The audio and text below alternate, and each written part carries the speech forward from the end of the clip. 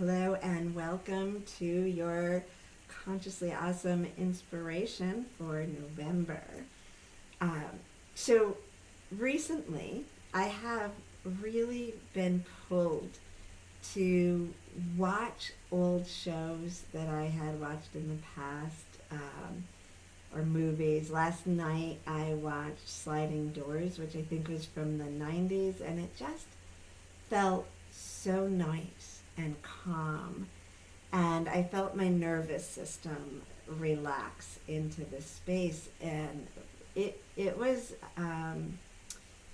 it's set in London. And during that time, I was traveling and living in London for a semester. So it brought back all of those good feelings and this longing for those times that seemed so much more gentle and peaceful than we have now. And certainly the world has been speeding up. We know that that was pre-internet, and the connections, the speed with which we are moving and hearing new information and get bombarded every day, and the intensity of the way that language coming at us has definitely changed. But I started to think about this feeling, and I was in a conversation with someone else the other day who was also feeling, they expressed it as like a sense of homesickness to go back to their childhood home, even though in, of course, their mind, that's not, they're happy where they are. So I really started to explore this concept of the power of nostalgia that is happening right now. Another thing that I highly recommend, I've been doing this for a year or so now. Every once in a while I look up Mr. Rogers. And there's a trend going on where people from around the world who have never heard of Mr. Rogers watch a video and see who he is and his story, and they're just adults that are just like brought to tears on the soft gentleness of Mr. Rogers, which is true and real. I know people who have known him in real life off the screen, and that's him, and it was such a beautiful feeling. So returning to that feeling, and I think that when we look back to the past, it is helpful to us. It is good. It's good for our nervous system to experience those memories, because that's what nostalgia is. Well, let me tell you the base of nostalgia as a psychological term. It comes from Greece, and it's nostos, which is return home, and algos, which is pain. So it's that painful longing of wanting to return home, which I think we can all feel. It's very emotionally centered because we don't actually remember our past. There's another term called Rosy retrospection, and that's the idea. Like, have you ever been like maybe on a road trip where a whole bunch of things went wrong and it was really difficult, or you kept getting lost, whatever it was, and you're going through the road trip and it's like and then a year or two later you're talking with your friends and family and laughing about what good time it was because you're remembering those good moments from that part. And so this feeling of nostalgia can get confused with a wanting to go back, like we're going in the wrong direction, and if we just go back to the good old days, everything will be better. But that isn't actually true, because I spoke about a couple things, right? The nostalgia that I had when I watched a movie about my time in England. Well, some of you know well, first of all, that was at a time when there was a war going on, or bombings coming out of the Irish conflict. I don't know what that's actually called, but I do remember going to my tube stop and not being able to get in because of bomb warnings and other bombs that were happening during that time.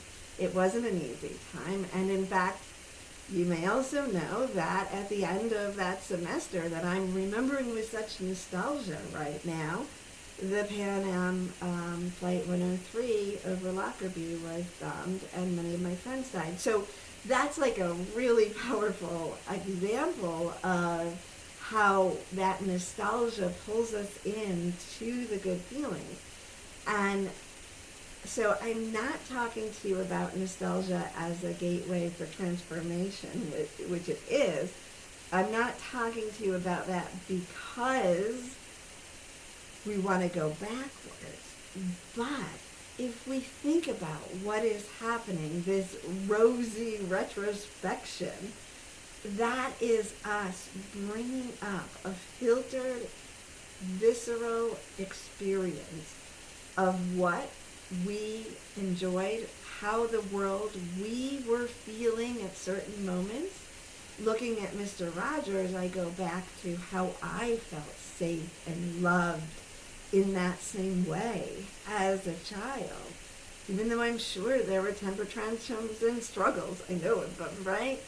But that feeling in those moments of this world, I didn't know at that young age when I was watching Mr. Rogers that he was breaking ground and being extremely an activist in a very beautiful, gentle way when he shared a waiting pool with the postmaster who was black. So the energy of that time, though I was oblivious to the issues that were there and needed to be changed and still need to be changed in many ways, I was experiencing the essence. And what I return back to is the essence of a world I believe in. A world where people are gentle to each other, where it is natural for us to come together no matter our ethnicity or diversity of whatever way. I mean, the ways in which Mr. Rogers brought in all different connections and taught children how to be open and accepting of differences are countless. So let's think of nostalgia and the importance right now, because I do think that it is the stress in the world that is probably triggering us to feel nostalgia. And I know that for me, sometimes when I feel it, then I feel like I should tell myself, yeah, but those weren't good times. I just didn't know it. I'm remembering it this way. It wasn't better back then. It was worse back then in many ways. Some of the times have been better than they are right now, but overall, as a humanity, as humans living collectively on Earth, we are evolving on a long enough timeline. So we're not trying to go back.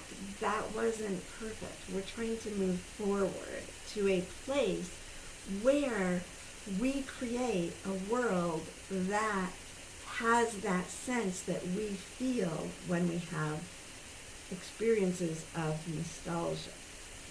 So, when we take that little moment and we allow it to extend out, if we savor moments of nostalgia, having the consciousness that we're not wanting to move back, we're wanting to move forward with that energy, that frequency, that feeling, that belief that we may have from that past, even though we now know differently. Those essences, the world that will experience that on a regular basis. If we are wanting to manifest that, then being able to tap into the frequency of what that will feel like which we can tap into from nostalgia based on that Rosy retrospection that helps us draw out the emotion related to the energy, the positive energies of those moments. We can use that then as a tool to help manifest the life, the world, the consciousness that we desire. Because manifestation doesn't come from a thought or a mind, and it's very difficult right now to think about the future and know what it will look like with our mind, or know the steps that we need to get there, because there's so much happening and going on right now that it's hard to see through the chaos. So these moments where we savor retrospection, rosy retrospection, we savor nostalgia, we let ourselves move into the feeling of it, and in that feeling energy, in that emotional essence and resonance, be aware that that is how the world that we want to create, the future that we want to create, perhaps individually and collectively. For me, it is both. But we remember that essence, that feeling, though we don't want to go back, and it's not about figuring out how we're going to get there in the future or focusing in that moment on what needs to get done to get there, but actually living it, feeling it, imagining it, letting the vibration of it move through your mind, your heart, your body, and then hold the intention in that frequency for the world to be able to move into that experience, which would ultimately mean that everyone in the world would have those feelings. And what we have to do to get there, our brains can't figure out, don't need to figure out. Action is important. Those are moments are one avenue. But this avenue, this remembrance that we, because we are aware, because we are conscious, because we are capable, we have a tremendous amount of power to shift the collective consciousness by savoring these moments of nostalgia, infusing into them the intention that we are moving to a vibrational frequency in humanity that will match the vibrations we feel in our nostalgia. Then we hold that space for others, because as a collective humanity, we can't create what we can't imagine. And we can't imagine what we can't feel. So taking a moment to feel, even though it may be going back to a time with a perspective that isn't the actual whole picture of the past, we hold that vibration, we open the gateway, we hold the door open for the collective to move through, for our individual and the humanity to experience the world in which we will have a rosy essence, even without filtering out all of the discourse. And it, again, if you are moved, if you feel it, if you want to stimulate that by watching a video or a movie to maybe trigger that, it will be good for your nervous system if that's all it's good for. And also, that if you are drawn to do that and to take it to the next step, you can have an impact on the world in a way that many people aren't capable of doing, only because they haven't understood it, they don't know about it, they aren't aware of frequency, and so their mind isn't on it. So I invite you to join me in using nostalgia, your own nostalgia, the feeling, tuning into it, savoring it, letting yourself feel the vibration of it, and then infusing into that moment the intention that your life and the world around you move into a space that resonates with that frequency. I would love to hear your thoughts on this. Feel free to reach out to me, and I will see you in that frequency of nostalgia as we co-create a new frequency for